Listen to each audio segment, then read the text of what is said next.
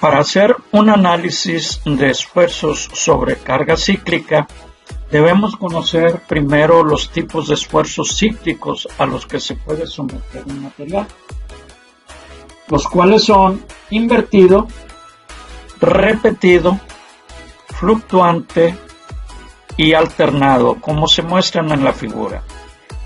El límite de fatiga de un material se determina experimentalmente rotando una probeta que se mantiene en flexión. Aquí usaremos el término límite de fatiga para flexión con inversión. Para los otros tipos de carga se usará el término de resistencia a la fatiga. Para determinar el factor de concentración de esfuerzos cíclicos, podemos usar la sensibilidad de la entalla Q del material, el factor de reducción de la resistencia a la fatiga o factor real de concentración de esfuerzos lo denominaremos K índice F, el cual en este caso va a estar en función del factor teórico de concentración de esfuerzos para el caso de cargas repetidas. Nuestra ecuación nos dice que Q es igual al factor de concentración de esfuerzos de cargas cíclicas menos 1 entre el factor de concentración de esfuerzos estático menos 1.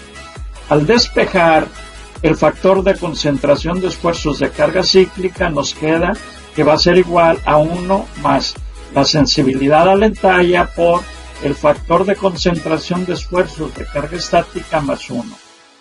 Si hay datos publicados de la resistencia a la fatiga o del límite de resistencia a la fatiga del material, se deberían utilizar y aplicar los factores de corrección.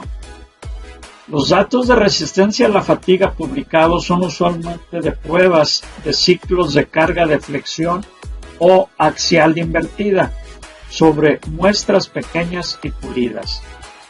Si no hay datos de resistencia a la fatiga, es posible hacer un estimado burdo aproximado de la resistencia a la fatiga o de límite de resistencia a la fatiga. Si suponemos que el límite a la fatiga bajo carga invertida es aproximadamente igual a la mitad de la resistencia última del material, podemos hacer la gráfica que aparece en la figura.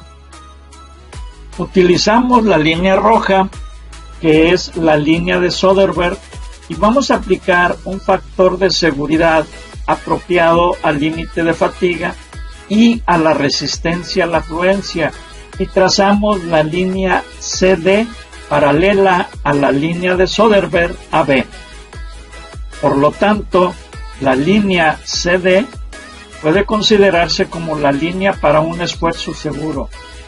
Y de la geometría podemos demostrar que 1 sobre el factor de seguridad va a ser igual al esfuerzo en medio entre el esfuerzo de fluencia más el esfuerzo variable entre el esfuerzo de resistencia a la fatiga. Esta ecuación podemos convertirla en una ecuación de diseño.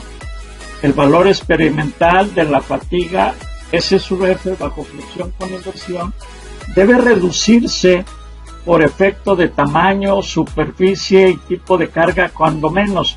Podemos utilizar más factores si así queremos, en caso de que sea de torsión o axial en vez de flexión. El esfuerzo variable calculado debe aumentarse por medio del factor real de concentración de esfuerzo de la carga cíclica para materiales dúctiles. Si es para materiales frágiles, el factor teórico de concentración de esfuerzos K subíndice T debe aplicarse al esfuerzo medio y al factor de esfuerzo a la fatiga, y ese lo aplicamos al esfuerzo variable. Dicho lo anterior, la ecuación quedaría 1 sobre el factor de seguridad va a ser igual al factor de concentración de esfuerzos estática por el esfuerzo medio entre el esfuerzo de fluencia más el factor de la carga cíclica por el esfuerzo variable entre el esfuerzo de carga cíclica por los factores de tamaño, superficie, carga variable, etc.